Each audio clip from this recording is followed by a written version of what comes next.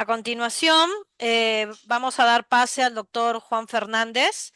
Él es médico residente de cuarto año de la especialidad de neumología en nuestra institución y abordará un tema cada vez más frecuente, el asma en el adulto mayor, donde la multimorbilidad y la polifarmacia plantean retos especialmente particulares. Doctor Fernández, damos pase a su ponencia. Bueno, buenas tardes con todos. Gracias, doctora Carla Tafur. Bueno, en esta oportunidad me ha tocado hacer una exposición sobre el tema de asma en el adulto mayor. Entonces, empecemos. Entonces, tenemos que tener en cuenta que hay unos mitos sobre el asma, ¿no? Que se ha escuchado cuando a veces tengo pacientes en la consulta donde detallan básicamente lo siguiente, que si el asma en adultos mayores es infrecuente, por ejemplo, o si este grupo etario, el asma es una enfermedad distinta. Y el tema básicamente también es cuando ellos tienen la dificultad para hacer esta maniobra que es la espirometría. Y a veces nosotros en la espirometría siempre buscamos la reversibilidad ante la prueba con los broncodilatadores. En este caso, acá hay algo que detallar que lo voy a mencionar más adelante, ¿no? Se sabe que también el salbutamol es usado en forma crónica, porque a veces los pacientes vienen y siempre responden a la pregunta, ¿qué inhalador usa? Y ellos responden siempre, uso salbutamol, ¿no? Y también tener en cuenta cuántos aerosoles de salbutamol utiliza al año, ¿no? Y eso también tenemos que ver si es considerado adecuado para nuestros pacientes. También el uso de los corticoides orales, ¿no? A veces se prescriben, ¿no? Pero también a veces hay un límite. El uso de corticoides inhalados en el asma crónico no es necesario. Esa pregunta también es importante mencionarla y que después la vamos a aclarar. Y la asociación del corticoide inhalado con el formoterol como el tratamiento, que ya anteriormente lo han detallado los médicos neumólogos, como un mantenimiento y rescate que tiene importantes ventajas respecto a los tratamientos. Entonces, ante esta pregunta, si es frecuente el asma en el adulto mayor, bueno, acá hay un estudio, ¿no? Donde caracterizan un grupo de pacientes de edad, ¿no? Y como podemos ver acá, vemos que tiene que predomina en el sexo femenino, ¿no? Y en una edad que oscila entre 65 a 69 años. Ese es en el mayor porcentaje, ¿no? Entonces, luego vemos que esta prevalencia en estos pacientes, ¿no? Se ha incrementado en un porcentaje de 10,4% en mayores de 65 años. Entonces, hay una proyección que se calcula que para a futuro, ¿no? De 86 millones de ancianos que van a padecer de esta enfermedad. También el riesgo de mortalidad, ¿no? Aumenta en casi 5 veces cuando se sobrepasa los 55 años y que también por el tipo del paciente anciano, ¿no? Hay una dependencia, digamos, de pérdida de fuerza o tal vez hay una alteración a nivel de la inmunidad que puede condicionar a que el paciente podría tener hospitalizaciones repetidas y también asociado a veces a bajos recursos económicos. Entonces, el asma en el adulto mayor es distinta, ¿no? Ahí nos planteamos esta pregunta y básicamente, ¿por qué? Porque a veces tenemos el tema del diagnóstico, ¿no? De acuerdo a las características clínicas y antecedentes o capacidad funcional del paciente, también las comorbilidades que el paciente pueda presentar. También es importante tener en cuenta estos antecedentes como son la rinitis, el reflujo, porque a veces eso confunde o a veces solapa el diagnóstico, ¿no?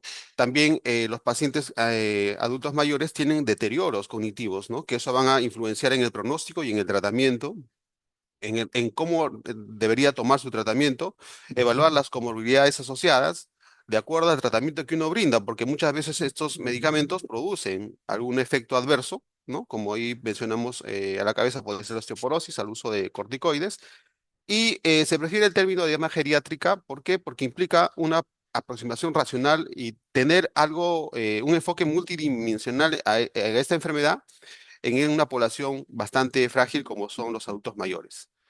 Ahora, este enfoque modular que se hace respecto a esta población, ¿no? Enmarca cinco parámetros que lo detallan en un artículo como las 5, donde hablan primero de los fenotipos, ¿no? Del asma, ¿no? Y también de los problemas que presentan estos pacientes, ¿no? Como ahí mencionamos las barreras cognitivas, que eso siempre lo resaltan, ¿no? Las barreras tanto de motoras, de capacidad del paciente de poder recibir un adecuado tratamiento, de realizar el tratamiento al momento que nosotros mencionamos el uso de inhaladores.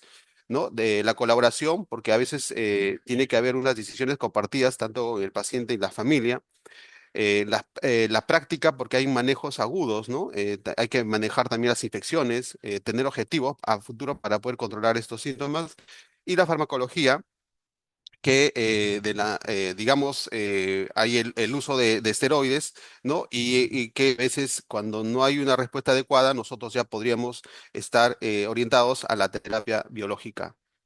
Entonces, también mencionar lo siguiente, que respecto a los dos tipos, a los dos enfoques del pulmón, ¿no? Tenemos un pulmón envejecido sano, bueno, entre comillas, y un pulmón asmático geriátrico, ¿no? Como sabemos, tenemos que el asma de larga evolución, ¿no? Se asocia a, ¿no? Como a una fuerte asociación atópica y una obstrucción fija severa, a diferencia del asma de inicio tardío, donde el predominio no es atópico y es una progresión rápida en declive pulmonar. Básicamente, orientados al tema del asma de larga evolución, es a la senescencia, a la inmunosenescencia del pulmón, ¿no? Porque todo tiene un proceso degenerativo, ¿ya?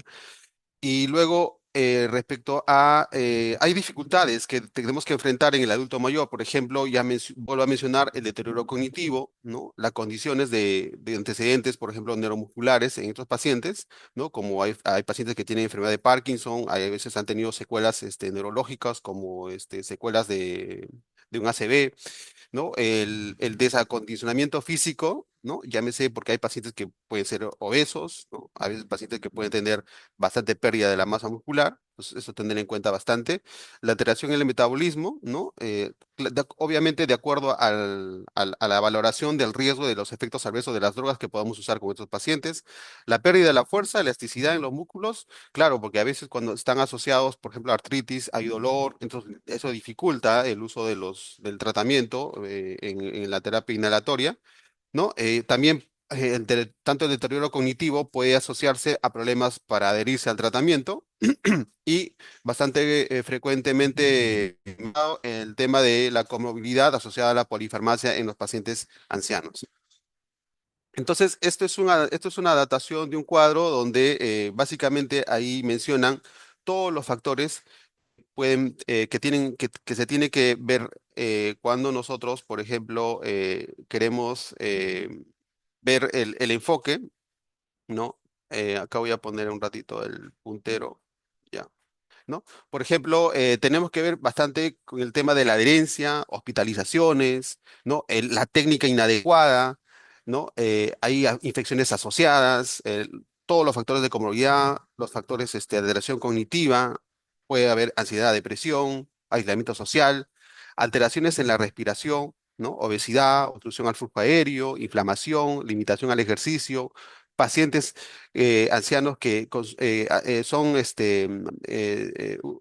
fuman, ¿no? Entonces todo esto y nosotros podemos intervenir, por ejemplo, en el aspecto de adherencia, hospitalizaciones y en error de inhalación, hacer una educación del uso de dispositivos, en infecciones, por ejemplo, usar las vacunas, ¿no? En el tema de comorbilidades y alteración cognitiva, ¿no? Hacer un diagnóstico temprano del tratamiento de esas comorbilidades, ¿no? En el aislamiento social, siempre evaluar la parte social con estos pacientes, ¿no? Y si tiene alguna alteración respiratoria, ¿no?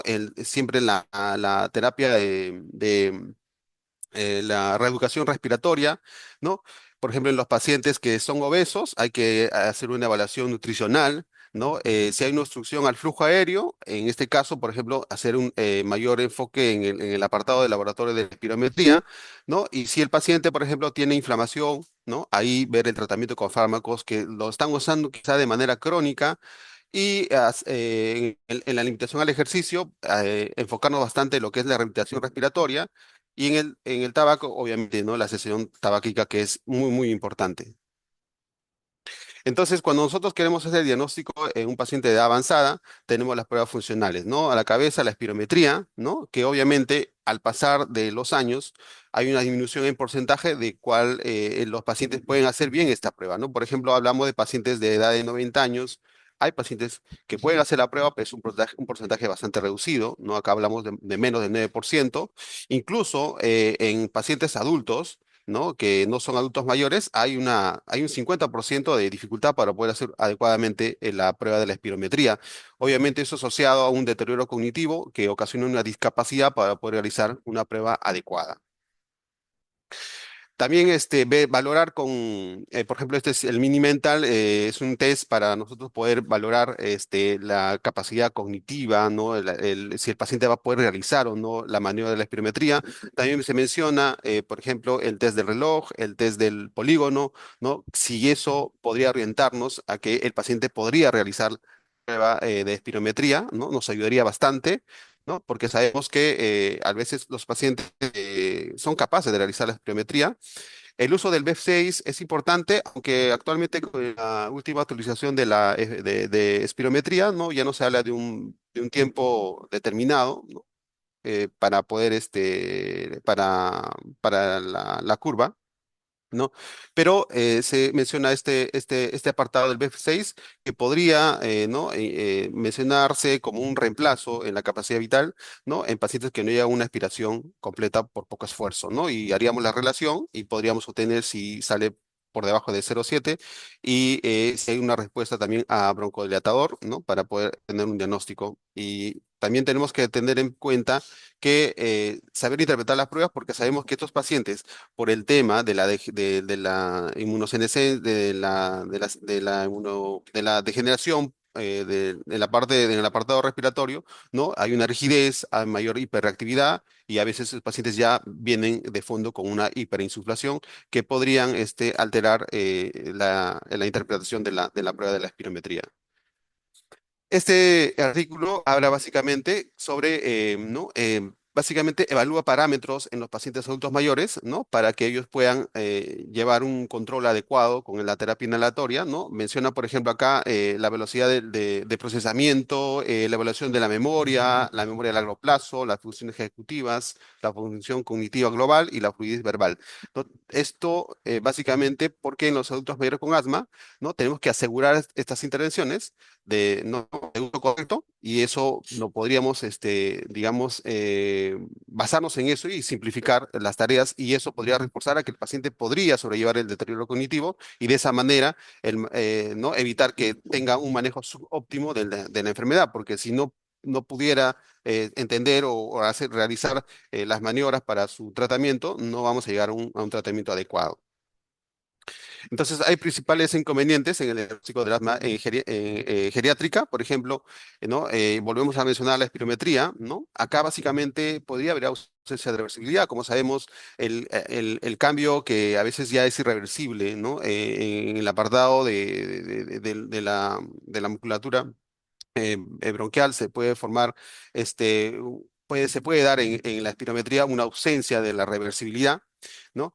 Obviamente, si hay una alteración en DELCO, en asma generalmente no valoramos tanto el tema del DELCO, salvo que esté asociado a una enfermedad intersticial, ¿no? Obviamente el tabaquismo sí es importante, la ausencia y presencia de alergias, sí, porque eso nos va a enfocar nos va a abrir dos caminos para el tema del diagnóstico. ¿No? Y como mencionamos, por ejemplo, si hay ausencia de reversibilidad, obviamente no podría discriminar si es que realmente o no podríamos descartar que no sea un paciente con asma, ¿no? Y luego, básicamente para mencionar que la ausencia y presencia de alergia, ¿no? En los pacientes asmáticos mayores, en general no son los atópicos. Aquellos con alergia tienen generalmente una enfermedad que ahí viene de tiempo, ¿no? Una enfermedad de larga data. ¿Ya? Luego, bueno, básicamente hay una diferenciación clínica, básicamente, porque acá el subdiagnóstico, como dice, alcanza hasta el 50%, ¿no? En superposición con el EPOC. Hay pacientes que tienen insuficiencia cardíaca, apnea del sueño, ¿no? Que eso puede, digamos, hacer una diferenciación clínica para nosotros poder diagnosticar asma. Como vemos ahí, hay síntomas que son similares, ¿no? Como son tos, disnea, ¿no? Fatiga. ¿no? Sibilancias, pero están asociados a otra condición. Entonces, tenemos que entender básicamente que cuando hay una mayor inflamación en los pacientes que son ancianos, que son frágiles, ¿no? Asociado a aspiraciones de nutrición, ¿no? Eso va a empeorar la inflamación. Entonces, si hay un arma no controlada, ¿no? Digamos, a veces estos pacientes usan de manera frecuente los corticoides orales, ¿no? Y eso obviamente va asociado a una limitación en la actividad. También puede haber disfagia y aspiración, compromiso también de la deglución, ¿no? Riesgo de microaspiraciones. Ya luego también yéndonos a la parte de la sarcopenia y la osteoporosis, ¿no? Los pacientes tienen pérdida de la masa muscular, hay fragilidad ósea, incluso hay pacientes que cuando están con una crisis pueden hasta romper para reacostar cuando tosen, ¿no? Y eso tener bastante en cuenta. Y toda esta combinación, ¿no? De fragilidad y deterioro, ¿no? Eso va a duplicar incluso hasta 4 veces perdón, va el tema de la mortalidad. Entonces, también se sabe que la recomendación de tratamiento en pacientes de anciano se extrapolan, digamos, en base al paciente joven, ¿no? Por eso que muchos estudios excluyen, hay un corte de exclusión para los pacientes de cierta edad, como vemos acá, ¿no? Hay una zona de exclusión que empieza a los 65, ¿no? Y llega hasta los 99 años. Entonces, incluso hay estudios que no incluyen a este tipo, a estos pacientes con esta edad. Entonces, en este caso, es importante mencionar esto porque vamos a ver que más adelante voy a mencionar un estudio de terapia biológica donde excluyen a los pacientes de una edad, digamos, que sobrepase los 65 años. Luego, tenemos que tener un esquema para la selección de los dispositivos en el adulto mayor, ¿no? Uno, tenemos que tener en cuenta la habilidad del paciente para usar el dispositivo, ¿no? Otra vez viene aquí la función cognitiva, ¿no? La destreza manual, la fuerza de las manos, ¿no? También la medicación, los costos, la disponibilidad que tenemos para acceder a los medicamentos, ¿no? Los dispositivos o las preferencias del paciente, ¿no? El paciente tiene que tener una técnica adecuada, ¿no? Hay que educar al paciente, entrenarlo, ¿no? Tener un periodo de prueba, ¿no? Del tratamiento para ver si hay una respuesta. Hay un acceso terapéutico, revisar, por ejemplo, la adherencia, ¿no? Si está con una técnica adecuada y está adherido al tratamiento, un plan de acción en cuanto al tratamiento, si hay que hacer algún ajuste, ¿no? Y si el paciente presenta alguna exacerbación o alguna crisis, tiene que tener un plan de automanejo. Entonces, esta gráfica también nos explica lo siguiente. Por ejemplo, tenemos los tipos de dispositivos, el aerosol con cámara y el dispositivo de polvo seco. Generalmente, ¿no? El check que está en celeste nos dice que el paciente es capaz de usar el dispositivo. Por ejemplo, en lo que es, si hay una disminución pico-flujo inspiratorio, en estos casos sí podría usar el aerosol, podría usar el aerosol con aerocámara. Pero los que están en signo de interrogación es donde nosotros podríamos intervenir, ¿no? Digamos, dando un manejo adecuado, enseñando la técnica adecuada para que el paciente pueda sobrellevar o hacer una maniobra adecuada para poder recibir un tratamiento, digamos, oportuno. Luego, bueno, básicamente para entender que el asma, como sabemos, es una inflamatoria crónica heterogénea, ¿no? Que obviamente va asociada a exacerbaciones, ¿no? Y eso altera la calidad de vida en los pacientes, ¿no? Hay una inflamación crónica de la vía aérea, los síntomas pueden ser variables, ¿no? La función pulmonar se ve reducida, ¿no? Entonces, eso tenerlo en cuenta, ¿por qué? Porque vamos a ver que dentro de lo que es la fisiopatología del asma, ¿no? Sabemos que el tema de la inflamación conlleva una remodelación bronquial, ¿no? Con todo lo que podemos ver acá, ¿no? Que hay una hipersecreción, hay presencia de enzimas proteolíticas, hay taponamiento mucoso y todo conlleva, ¿no? Alteraciones en la parte funcional y que obviamente en el tiempo, ¿no? Hablemos de la década de los 70, que donde se empezaron a usar los SABA, ¿no? Los broncodilatores de corta acción, y luego se iba agregando los corticoides, y ahora últimamente, ¿no? Estamos ya con los manejos de los LABA con el glucocorticoide inhalado, ¿no? Luego, entonces tenemos que tener en cuenta que si nos vamos, revisamos ya la parte del tratamiento sintomático del asma, ¿no? Muchas veces, como lo mencioné al inicio, estos pacientes piensan que el tratamiento controlador es con el salbutamol, ¿no? Que es un broncodilatador de corta acción, ¿no? Y creen que hay un asma controlada, pero choca con el tema de las exacerbaciones. Entonces, acá tenemos que tener en cuenta que tenemos que desaprender, ¿no? Un hábito inapropiado del uso del salbutamol, ¿no? para dar un tratamiento adecuado, que como sabemos es un LABA y un glucocorticoide inhalado. Entonces, bueno, esta es una evaluación de 195 muertes por asma en el Reino Unido, donde se prescribía de manera excesiva el salbutamol, ¿no? 39 de estos pacientes recibían le habían indicado hasta más de 2 inhaladores, ¿no? De salbutamol, un año previo a su muerte. 45% fallecieron, ¿no? Incluso sin la asistencia médica. Y incluso, mire, la contraparte, ¿no? Que la prescripción insuficiente de medicaciones antiinflamatorias, o los glucocorticoides, ¿no? Un 38% recibieron menos de 4 inhaladores al año, ¿no? Básicamente para mencionar que el uso de salbutamol, ¿no? Como tratamiento controlador no es el adecuado. Igual acá, ¿no? Como vemos que el uso de canister de salbutamol, ¿no? Aumentaba las muertes y el uso, digamos, el incremento del uso de los glucocorticoides, ¿no? Reducía el ratio de muertes por el asma, ¿no? Como vemos en la gráfica. Luego, también tenemos que tener en cuenta que muchas veces los efectos adversos, perdón, asociados con el uso intermitente de glucocorticoides orales, ¿no? Mayor o igual a 4 prescripciones por año, ¿no? Pueden cursar con osteoporosis, hipertensión, obesidad, cataratas, problemas gastrointestinales y fracturas, ¿no? Este es el resultado de un estudio, ¿no? Retrospectivo de corte, donde el diagnóstico de asma entre el año 2000 y 2014 ¿no? Daban un dato ¿no? de pacientes que reportaban como un conjunto de reclamos en sus seguros, ¿no? Y se evidenciaba que estos efectos, digamos, en estos sistemas era bastante evidente, ¿no?